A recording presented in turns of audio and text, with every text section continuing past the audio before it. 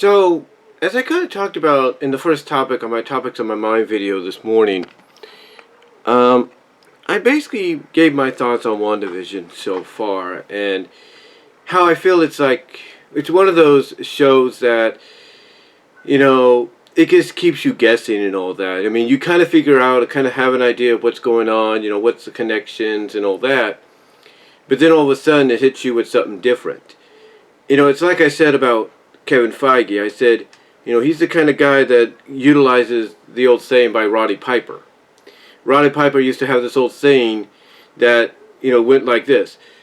Just when they think they have all the answers, I change the questions. And that's what's going on here with WandaVision. Just when you think you have it figured out, you have the answer, you think you know what's going on, you can predict the ending, that's when he changes it up. He changes the questions. He makes you guess again. He makes you come up with a different answer or a different speculation. And with WandaVision, you're getting that. You would think one thing last week, now you're thinking another. And it's just one of those shows that, it keeps you guessing until the very end. It keeps you guessing until, you get to the very end of the series to pretty much be able to, kind of finally piece all it together. Like all the clues that were sprawled throughout the show. It'll take up to the, last few episodes, maybe the last episode itself, for you to finally understand, oh, this is how it all comes together. This is, what we should have looked out for, or this was being shown as a red herring, and instead we should have been looking at this or looking at that person or whatever. It's one of those kind of shows. And I have to applaud Kevin Feige for taking WandaVision in that direction. Because it just shows that you could still keep people on their heels. You could still keep people guessing, even in an era, or even in a time frame where spoilers are rampant. This here, kind of proves why I think Disney Plus decided to go with the weekly format instead of just dumping it all at once, like let's say Netflix and Hulu and even Amazon Prime do at times. They realized that if they would have done that, people would have spoiled everything right off the bat. Like people would have binge watched all the episodes, and then when they felt like it, they would summarize all that they saw and just spoil it for everybody before anybody else could watch it. Here, by going the weekly format, they're basically making you guess. They're making you wonder and speculate in your mind of exactly what's going to happen next, or who's on the table next for whatever the episode may consist of. So I have to applaud them for doing that. I mean, now you kind of understand, if you've never seen it yet, and myself and my mom and my second older sister have to catch up on it, The Mandalorian, why they went the weekly route with it, because again, if they would have gone completely the Netflix direction of, just dump it all at once, it wouldn't be a surprise anymore. It wouldn't keep people guessing, because all they have to do is, okay, somebody reviewed that episode, but they said, the next episode's this, I want to see what happens next. And stuff like that. Like, they'll go and watch the episode, beforehand, before that review by the other person comes out. You kind of get what I'm saying there. Kind of a little bit of ramble-ish there. I do apologize. But, yeah, WandaVision is one of these shows that keeps you guessing and speculating.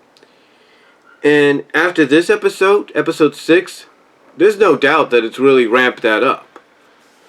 But there's always been this one question, though. I've said before that, a couple weeks ago, I said Wanda is 75% in control, which meant whoever else was around was 25% in control. Now, it looks like Wanda is 90% in control, and that same entity, that other power, that other source, is 10%. Now, a lot of people have said it could be Mephisto, who has been known to, as I said in the Topics on My Mind earlier this morning when I talked about it as the first topic. I said that Mephisto is known to prey in the comics on the mentally fragile. In other words, he senses, when he senses there's an opportunity to, do what he does best, and that's torment somebody mentally and emotionally, he's going to take it. And if he also sees an opportunity to where he could strike a deal, literally get somebody to make a deal with the devil, which is he's going to take it. You know, we saw it in One More Day in the comics. You know, so it makes you really wonder if, you know, if he is involved, if that's what's going on with Wanda. That, you know, he's tormenting her, you know, in a way that doesn't seem like he's doing it. It doesn't feel like there's any torment on her. But basically he's mentally and emotionally tormenting her by allowing her to have this, but then doing certain things that may be beyond her control. You know, it makes you wonder. And it makes you, like I say, it makes you wonder if that is the case. And it puts him, Mephisto I should say, you know, at the top of the list of the like top 3, top 4 suspects as to who's manipulating Wanda. Number 2, a lot of people are wondering, could be Nightmare. Now, Nightmare is kind of similar in sense. He's not as powerful as Mephisto, obviously, but he is capable of, you know, manipulating things, you know, to get what he wants. And you have to wonder if perhaps he's behind this. And, you know, you got to think, well, if he is, then, you know, who could he be, you know, why haven't we seen him yet? And there's a couple of clues to Mephisto and him that kind of indicate that we're not going to see him until the very end. Or he won't be revealed to the very end. And that is, you know, Agnes talking about Ralph and how he looks good in the dark. There's Agent Hayward, acting Agent Hayward. You know, and the way he's acted and how he wants to keep the hexagon going with the you know, with the dome and all that. And then there's Dottie, because nobody can get information on her or Agnes. You know, so it makes you wonder, you know, if any one of those 3 could be Nightmare in disguise, or even, you know, Mephisto. And then, of course, there's Quicksilver, the X-Men Quicksilver, that is, who's not Quicksilver, but he is. But could he be something else in disguise? It really makes you wonder, because, you know, he's questioning Wanda, trying to get some, acting like he's trying to get information out of her, and it makes you kind of curious as to, is this the real deal, or is there something more to him? So Nightmare is another suspect, you know, that's in that field. Number 3, believe it or not, because this does tie into Doctor Strange, Dormammu. We know he's basically a big bad for Doctor Strange. Now you might say, well, Dormammu made a deal with Doctor Strange to leave this realm alone. Ah, but you see, maybe there's a catch. He promised Doctor Strange he would leave the realm alone, but he didn't promise Wanda, in her alternate reality, her realm. Makes you think, makes you wonder. And then, of course, number 4, which could be the big wild card because it's obvious, you know, it could be Wanda herself. Now, at first you might say, well, what about Agnes? She could be Agatha Hartwell. Or she could be that Abigail agent from S.W.O.R.D., the leader of S.W.O.R.D. And that is true. That is indeed true. But after this episode, unless it's a red herring, and again, this ties into Kevin Feige throwing out that just when you think you got all the questions, I changed, you know, just when you think you have all the answers, I change the questions. You know, we could be proven wrong in the next 3 episodes, which are supposed to be an hour long, and perhaps she does turn out to be, you know, something more. Who knows? Perhaps she does turn out to be the big bad. We don't know. But again, you know, again right now she's kind of like a wild card. She's like a number 5 right now. I mean, if you were to like do a ranking like in college football, where a team gets ranked up at number 1, but then they suffer a loss or something gets them to go down in the rankings and they drop and drop and drop. Throughout the series, believe it or not, Agnes's, you know, role as being a potential suspect as to influencing Wanda in the series has been dropping. I mean, she could still be who she says she is, but she might be somebody that, if she's Agatha Hartwell, in this version of that character, could be there to try to help Wanda, but then Wanda just decided she didn't want to give up what was, you know, being sampled to her by Agnes. Like, Agnes may have helped her create the world to kind of help her, you know, get the happy ending, be with Vision for a little bit, and then move on. You know, perhaps she thought, okay, if I just do this for a temporary time, Wanda will be okay with it, and then we can just drop the facade. Wanda just wanted to keep going. So you have to wonder if, she was there initially to help her, and then Wanda just took over. It proved to be too powerful even for her. Who knows? But again, her ranking dropped all the way down to where like she's in the wild card perspective. Like, she's still in the hunt, if you will, being a suspect, being the big bad or some kind of important part. But she's not like where she was before. But the reason Wanda's now in that top category, that top 4 category, is mainly because of the fact that, even though she's 90% in control with 10% it being something else, as I've said before, she's taking anything that she feels is a threat, and she's basically making sure it adjusts to what she wants. And then it plays it off like, oh, well, it's just a case of the Mondays, you know what I mean? Trying to act like it's normal. And I think what we're going to get at the end of all this, believe it or not, is it's going to be revealed, whether it's here, whether it's in Spider-Man or Doctor Strange 2, we're going to get the revelation that the reason she did this is maybe because she was envious. Maybe she saw the peacefulness and the happiness that, they had in those sitcoms, and she wanted that. Which is why she did this, because that's what she wants. She just wants a happy ever after. She wants to live in a reality where nothing goes wrong. Everything is perfect. And, and she's doing that and she wants to make it, so, even if it's at the cost of people's freedom. Now, here's the other thing that I think is going to get revealed as well. Now, unless it was already revealed in Infinity War. I got to go back and watch that. But in Infinity War, it's mentioned by Tony Stark that Vision took himself offline.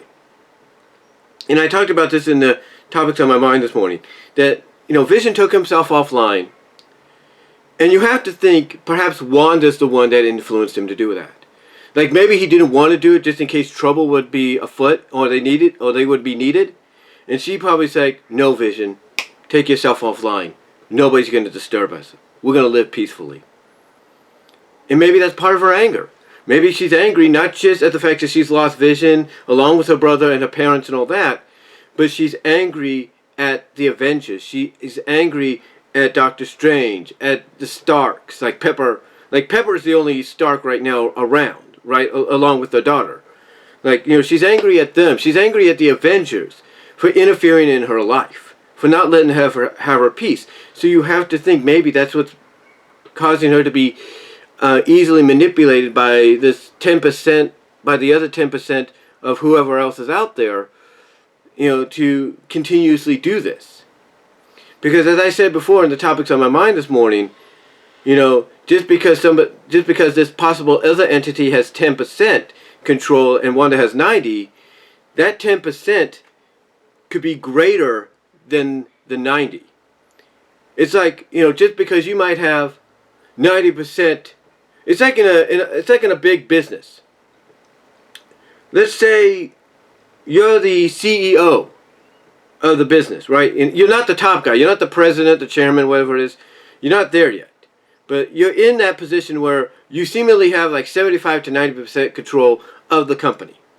And you think nothing can go wrong, right? But that other 10 to 25% belongs to the president and CEO, and that 10 to 25% is greater than your 75 to 90%. That's kind of what I'm sensing here with Wanda. If something else is influencing her, it shows that their percentage, even though smaller than Wanda's, is stronger than hers. Which is why she keeps doing this, why she keeps, causing this to happen.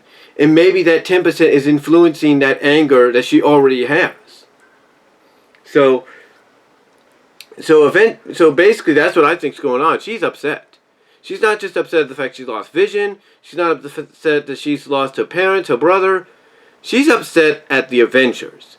She's upset at S.H.I.E.L.D. and S.W.O.R.D. because basically they disrupted her and Vision's peace. That if they wouldn't have done that, this wouldn't be happening.